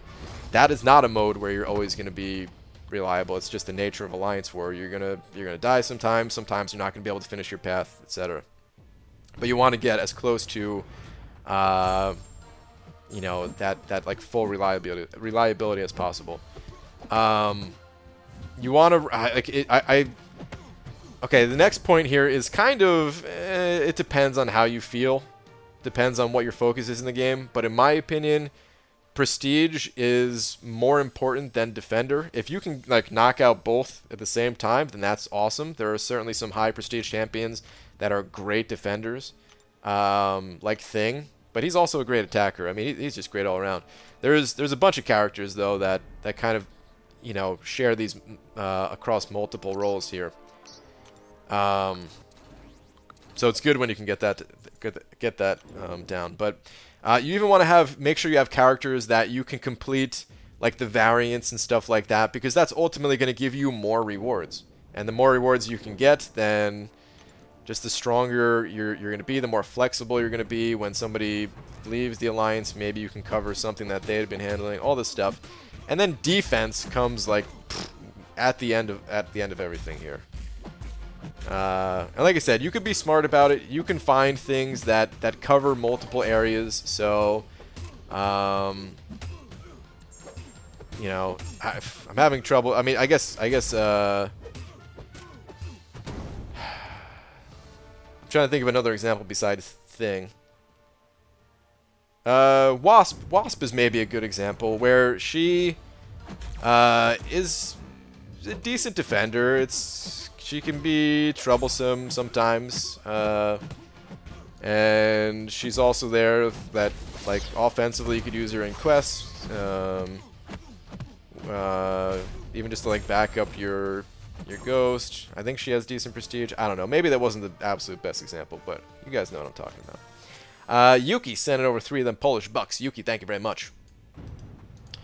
Where is your last one at?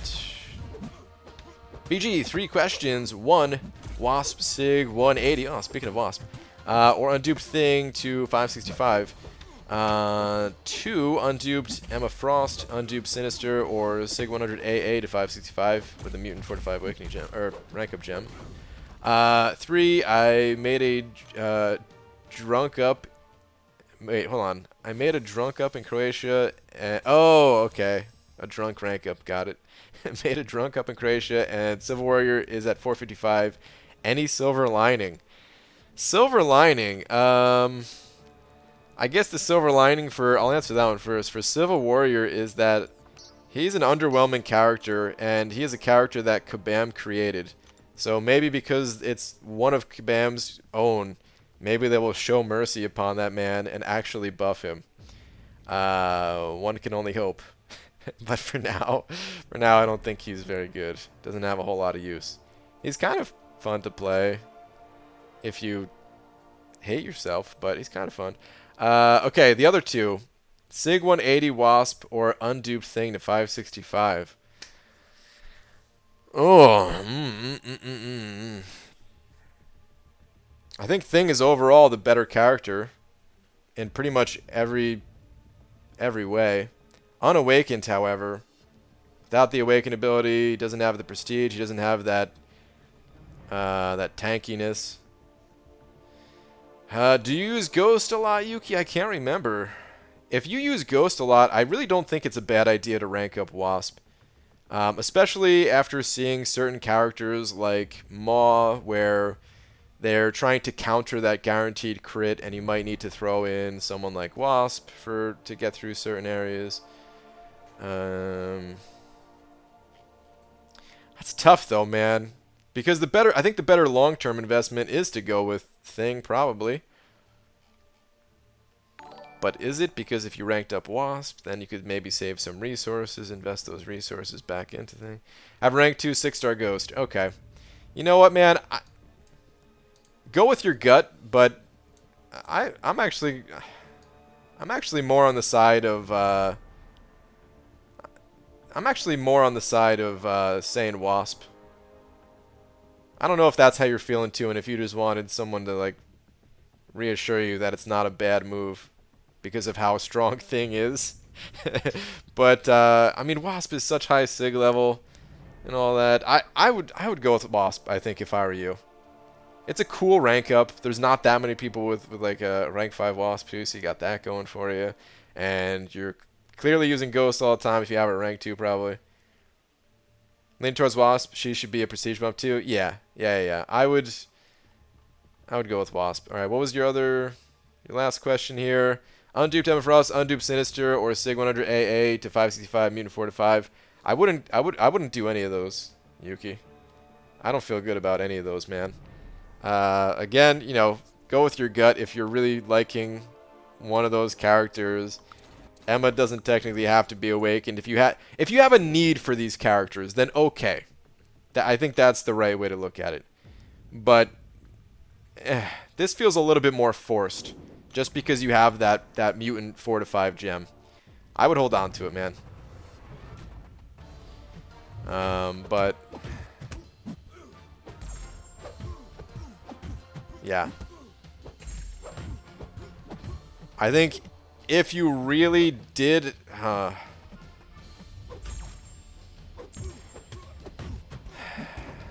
like, I don't know, man. Just thinking about it more, Archangel, he's not the worst champion to have at rank 5. Like, there are times where you could use Archangel and he's devastating to the opponent.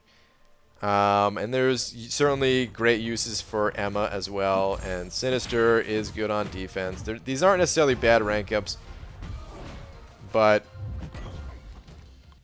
no, I don't use them, but I'm forcing myself. I already have Domino and Omega Red at 565. Okay, so you are gonna force yourself. Okay, I don't even know, man. That's actually pretty tough. I think.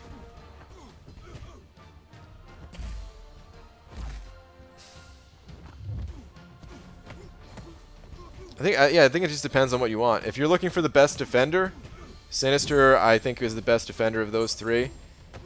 And the other two have their uses, certainly. But yeah, I don't know, man. I don't know if I could really help you on that one. I think I would probably go with Archangel. Archangel's awakened. There are certainly times where he does come in handy. I think Archangel in Act 6, there's going to be some places where it'll just be awesome to have a 565 version, so that's who I'd go with. But I like Emma too. Feels bad, man, not saying Emma. But Yuki, thank you very much for the 3, man. Good luck with your decisions. John Smith sent it over $1. Thank you very much, John. Saying fine, I'll do it myself. BG as Zeroev said, or is that Zeroev maybe? Zeroev said, we're kind of lacking on good guides to get uncollected. Best of Seaton's, which is outdated. Thoughts? Is his outdated? I thought he just made one recently with his second account.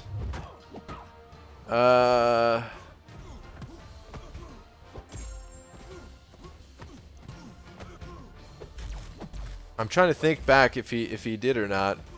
I really don't remember, but I could have sworn he did. Does anyone know? Does anyone know if he because I know he'd recently started another account and, you know, got uncollected pretty quick and stuff. And that wasn't that long ago. But I don't know if he made another one or not. He did, and he did it in a month. Right? Yeah, I know he did it. I just don't remember if he put out like info afterwards and stuff. There's not. I mean, there's not. Oh wait, hold on. Wait, did I misunderstand the? Wait, hold on. I just realized. Oh no. Okay, I didn't. Okay. Scenes is still very valuable. The content hasn't changed since it first came out, so the video can't really get outdated. I mostly agree with that. There are some different champions that are released that, you know, it'd be nice to have in a guide. He did in a month. Yes, he made one 3 months ago. Okay, so just 3 months ago. Oh, it's not really a guide though, someone's saying? Okay. Well, I mean, there's always room for more guides ultimately at the end of the day. Even if Seaton made a guide, there's always different perspectives and stuff like that. So, yeah, it'd be the community can certainly use more guides, that's for sure. I unfortunately don't have plans right now, at least, on a guide to get uncollected though. So yeah. Do you have any questions in general about it? Like, or any curiosities that I can maybe just answer right now for you? Or are you just in general just kind of not really sure what the question would be and just kind of want more info? Like, what exactly are you looking for? Because maybe I can help right now. Maybe I can't, but we can at least see. Scorpio also sent an 05. Thank you very much. Saying, I just needed a slap to go to sleep. Congrats on getting a duping Corvus. That crystal opening was incredible. Can't wait to see gameplay. Thank you very much, dude. I still am in a little bit of shock. Still kind of don't even realize that I have the champion, even though I have the champion, of course. But yeah, speaking of, I really need to go rank up a couple. After this round here, I'll do a little bit of ranking up. I got to figure out who I want to rank. But thank you very much, dude. I mean, I don't normally... There's normally one slap per stream, but you know what? I can understand the frustrations of not being able to sleep, and if that's all you need to sleep, then who am I to stop and shut down your dreams of making dreams? So, just this once. I will slap Jay Metz again. Because he's still the biggest D, man, so it's a slap. Slap. Just pretend that was for you. I do really appreciate the 5 though. I do, man. It's just the nature of how the slap works. that can't always be changed. But thank you very much. Thanks, ZZZ. All right.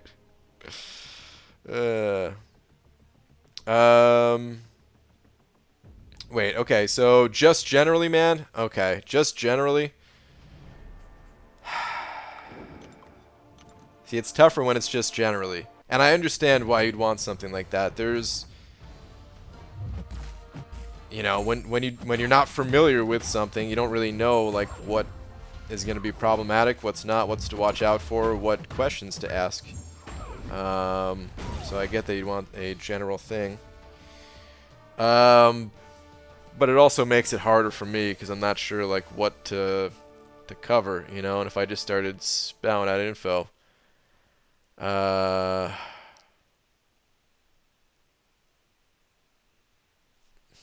you know, we could be here all night.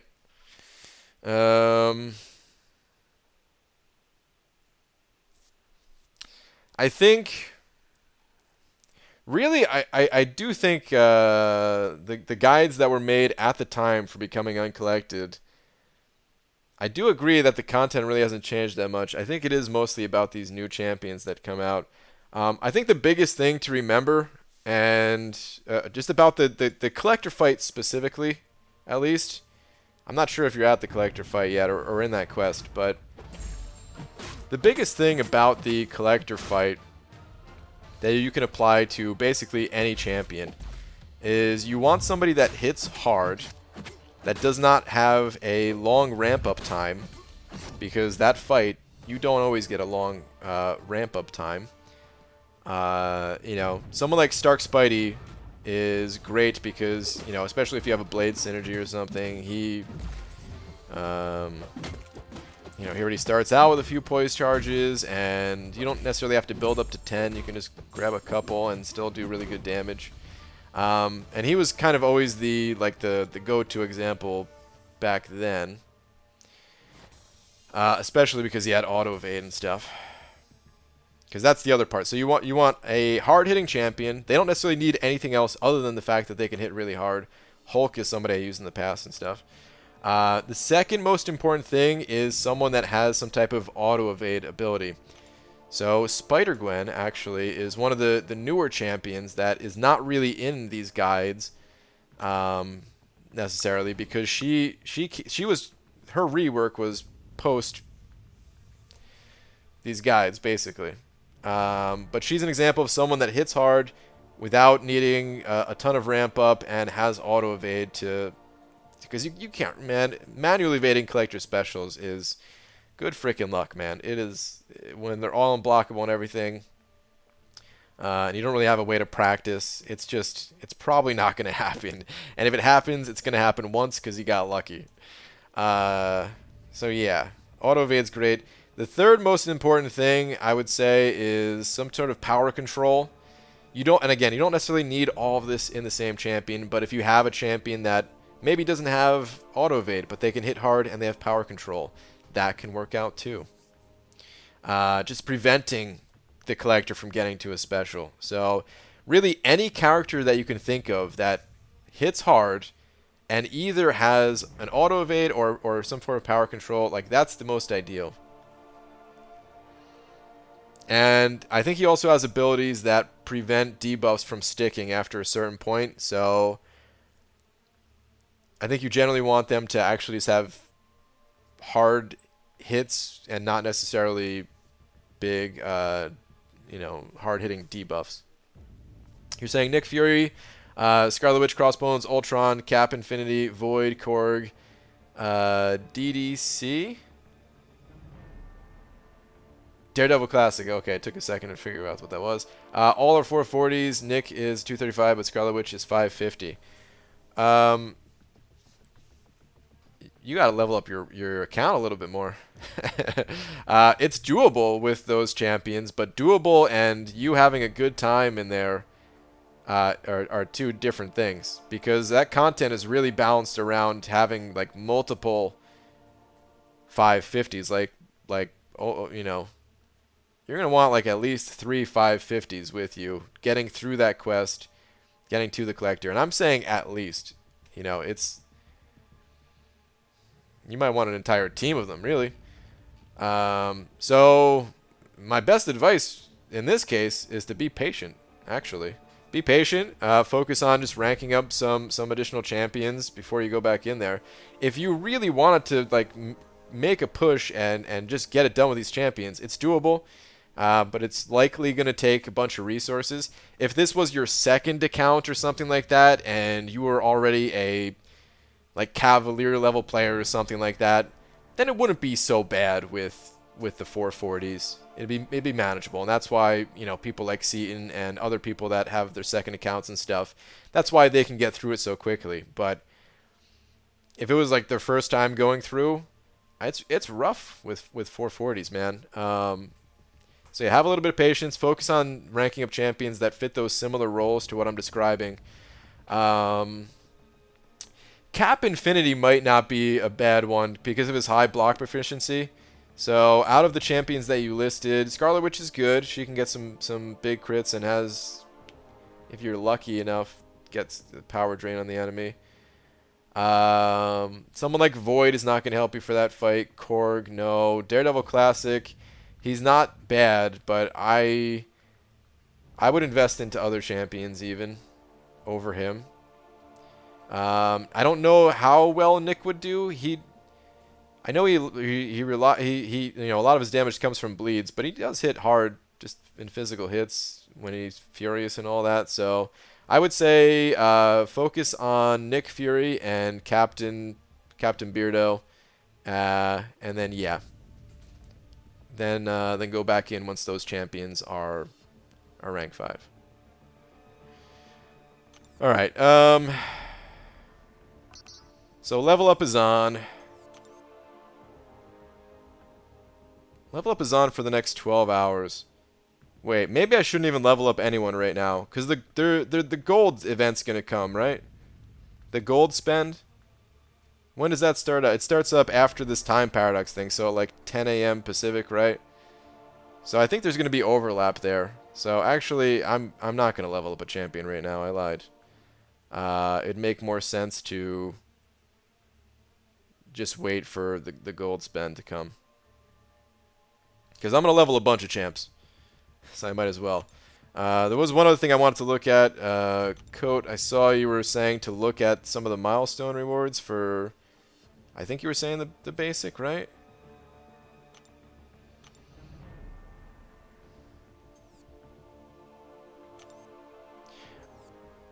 Oh, that's right. I remember people saying yesterday now. It's these unified crystal shards that you can convert into basically the equivalent of GMCs, right? I don't know, I'm clicking on each one. Where do you convert those? In the shard tab, I'm guessing, right?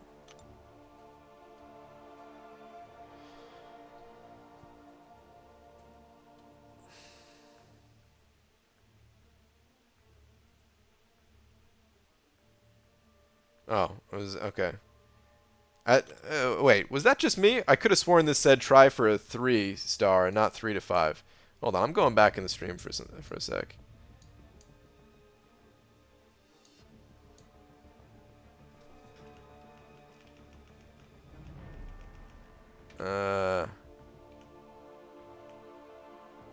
Nope. Okay, that was just me. It did say 3 to 5. I just missed it. All right. Anyway. Wait, hold on. Oh, Yuki, dude. Oh, I meant to go back to yours. I'm so sorry. I saw that you'd sent it over. Oh, man. I feel bad because now you sent over an extra 3. Yuki, thank you very much, dude. Let me see. Thank you, Brian. You were awesome as always. Missed you in Croatia, but I downloaded some streams and listened to them on my drive back home along with Cams and Stars podcast. Glad to be back. Dude, awesome. It's good to have you back too, man, of course. But that's cool that you were still kind of keeping up with things while you were gone. That's awesome. Dude, thank you for the... still feel bad about it, but thank you. Thank you for the double super chat now. Alright.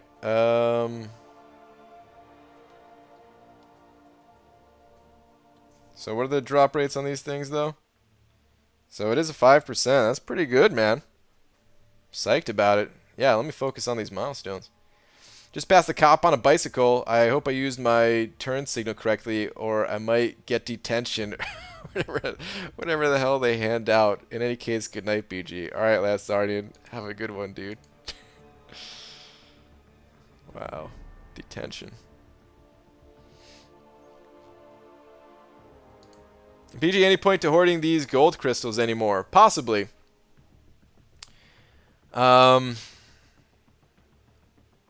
I think I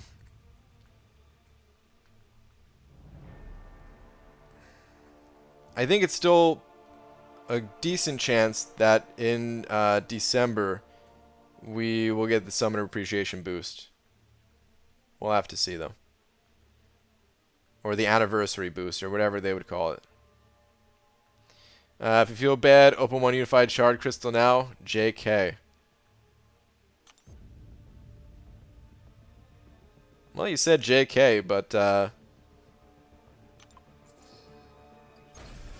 away we go.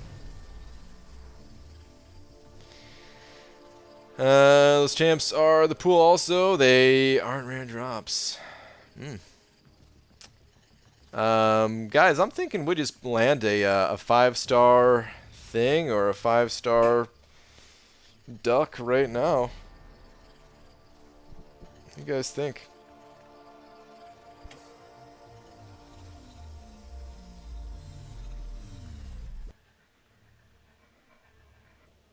Or a 3-star voodoo. As a crystal order myself, I say don't open any until the end of time. That's probably what I should have done. At least then I would have still thought that I could have gotten a 5-star. Alright, anyway. Or sent Dark. Yeah, I didn't even see who all was in there. I was just saw those two in the spinner. So hold on. What are the champs? Oh, there's a bunch of champs, actually.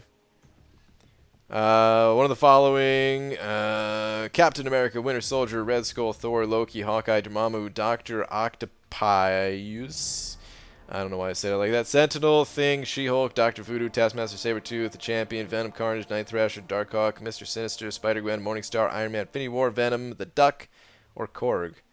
Alright, there's a bunch of champions that I would want out of there. Some new ones that I don't have. Some that are pretty useful. There's that Captain America, too, that I wouldn't even mind getting him. Awakened, my 5-star. These last for a while, too, so I guess we'll have a decent number of these to pop open. That'd be cool. I'll save the rest of them and pop those at some point. Cisco G, sending over $1. Thank you very much. Where's your last one?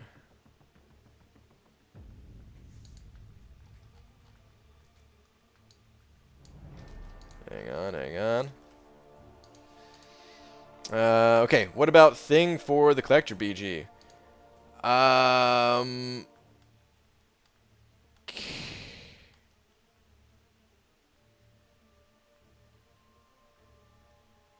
don't know. So I know Thing is incredibly powerful. I know he's super, super strong and all that, but I don't have much experience with him. So there are some things that I just straight up don't know about the champion and how he would do. I think he would probably be good. Let me take a look at something here.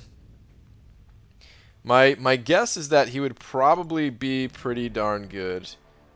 But he would probably have to be awakened and high sig level to be good. 5-2.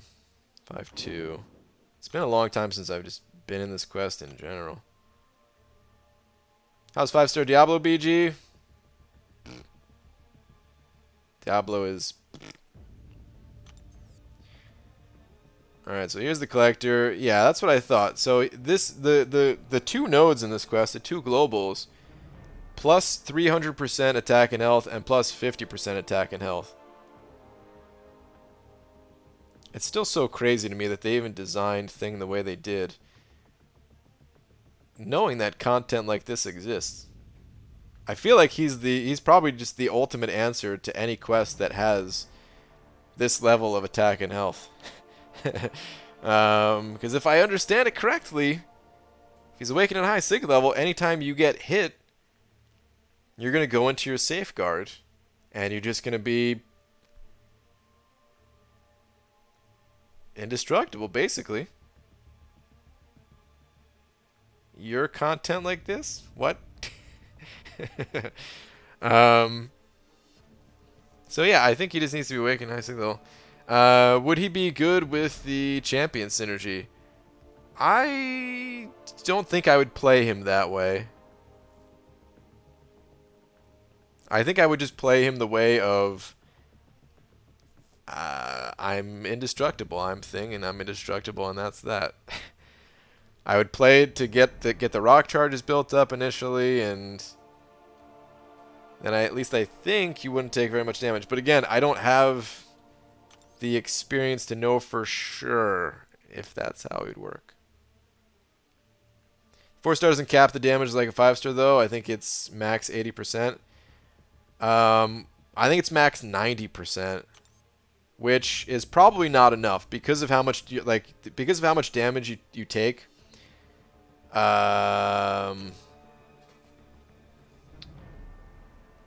Even that 10% damage that comes through, it might be too much. It might not even. I don't know. But the 4-star, I think the difference. I'm looking on Ant May right now, pulling it up. I think the difference is the 4-star. It's 70%. Let me see. Yeah, it's 70% plus 1% for each rock stack. So 70 plus 20 is the highest potential. The 5-star is 80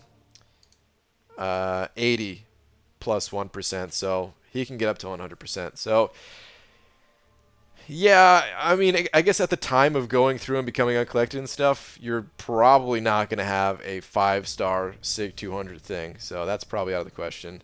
The 4-star even, it might be hard to get him to Sig 99. But it might be doable.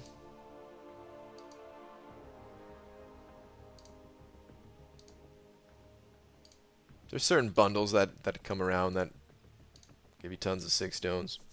Like a plus 99 6 stone or something.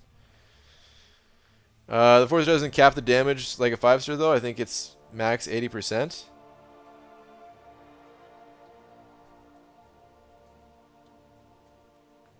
Huh. Okay. Interesting.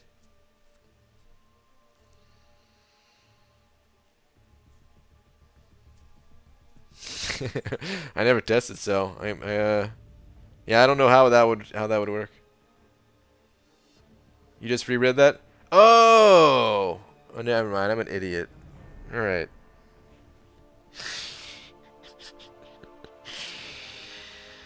Oh boy.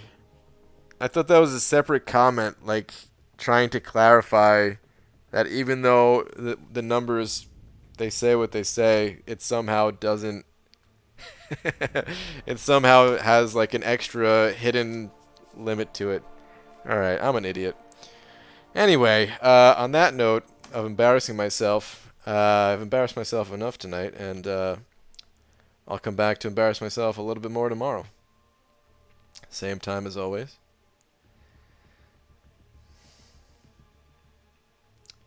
I think there. I mean, there is so the 5-star even does take some damage, right? Like it's kind of weird the way it all works. I don't know. That's strange. Anywho, thanks for hanging out, everybody. It was a good time as always.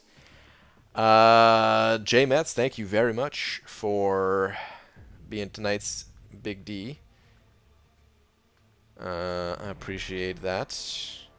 Thank you to everyone else that sent over a little something. And yeah, I'll see you all tomorrow. So Act 6 runs tomorrow? No Act 6 runs tomorrow. I am taking a break from Act 6. Not a long break, hopefully not a long break, but of course Alliance Quest is on. Alliance Wars seasons are back on, so most of my champions are tied up there. And then I also want to rank up Thing. So when I can get Thing ranked up, and he's going to rank 5 relatively soon. He's not going to go to rank 5 with this level up, but maybe in like the next, and if not the next, then like the following one after that. So we're talking like, you know, a week from now he'll be rank 5 or something. So yeah. Enjoys the new softwares too. Ooh. Okay, cool. Now the 5-star takes none while at 20 rock stacks, but those drop off over time and are removed when hit, so sometimes you hit 95 to 80%. Oh, okay. Alright, that's what it is then, I guess. Okay, got it. Alright, anyway though. Yeah, break to farm more items. Exactly. Exactly, dude. I need time to farm these items, guys. You think I could just hop back in there with no items? Craziness. Alright. Good night, though, everybody.